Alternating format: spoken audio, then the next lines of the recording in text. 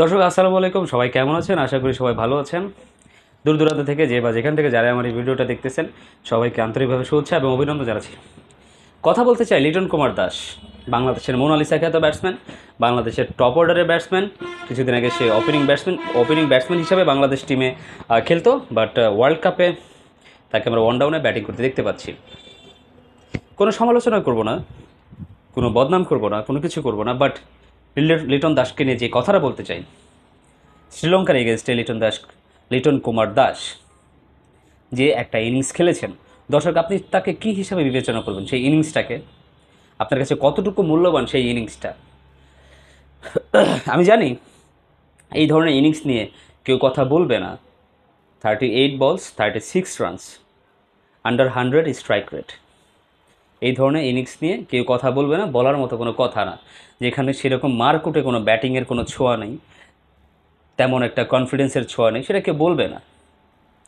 কিন্তু আমি বলতে চাই লিটন কুমার দাস সেই দিন যেই রোলটা প্লে করেছেন, অ্যাঙ্কার রোল, একটা সাইড ধরে রাখা, সেটার জন্য সে প্রশংসার দাবিদার অবশ্যই। এই কথাগুলো আপনারা লিটনকে নিয়ে কেন বলতেছেন না? কেন বলেন না? লিটন যদি খারাপ খেলে আমি বদনাম করি, আপনি বদনাম করেন, পুরো দেশবাসী লিটনের বিপক্ষে চলে যায়। বাট একটা প্লেয়ার ডিমান্ড অনুযায়ী প্রয়োজনে 38 বলে 36 রানে যে ইনিংসটা খেলে দিয়েছেন, সেটা অনেক অনেক অনেক ভাইটাল একটা ইনিংস ছিল। আপনাদের সবার দৃষ্টিকোণ থেকে কেমন ছিল সেটা আমি জানি না, বাট আমার দৃষ্টিকোণ থেকে খুবই ভাইটাল। খেয়াল করে দেখেন, লাস্টের দিকে বাংলাদেশ হেরেই যাচ্ছিল, প্রায় টপ উইকেট পড়ে যাচ্ছিল। লিটন কুমার দাসের 36 রান আমার কাছে মনে হয়েছে যেন 136 রানের একটা ইনিংস লিটন কুমার দাস সেদিন বাংলাদেশের 18 কোটি সমর্থকদের জন্য খেলে দিয়েছেন। আপনি চিন্তা করেন, আপনি জাস্টিফাই করেন উইকেটটা কী ছিল, পিচটা কী ছিল, সময়ের সাথে উইকেট খারাপ থেকে খারাপ হচ্ছিল। সেই জায়গায় লিটন কুমার দাসের এই ইনিংসটাকে যদি আপনি ক্রেডিট না দেন, কোন ইনিংসটাকে দেবেন? হ্যাঁ, আমি এটা বলতে চাচ্ছি যে তৌহিদ হৃদয়ের ব্যাক টু ব্যাক 3 ছক্কা, মাহমুদুল্লাহ হৃদয়ের অ্যাজ এ ফিনিশার ছক্কা খুবই গুরুত্বপূর্ণ ছিল ভাই, কেউ কারো থেকে কম না, টোটালি টিম এফোর্ট ছিল। বাট আলাদা করে বলতেই হয়, থ্যাংক ইউ লিটন কুমার দাস।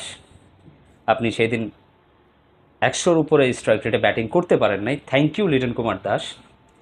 আপনি সেই দিন 0 রানে আউট হন নাই, থ্যাংক ইউ লিটন কুমার দাস আপনার এই 38 বলে 36 রানের একটা ইনিংস খেলার জন্য। ব্যক্তিগতভাবে আমি আপনার কাছে গ্রেটফুল, আমি আপনার কাছে কৃতজ্ঞ যে আপনি সেই দিন সময় উপযোগী একটা ইনিংস খেলেছেন, যেটা বাংলাদেশের সেই দিন প্রয়োজন ছিল।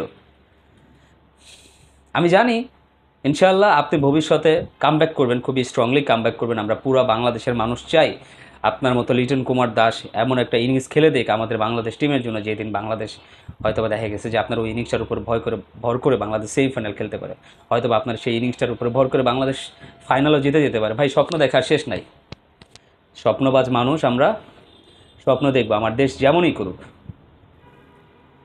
So Liton Kumar Das, thank you Liton Kumar Das.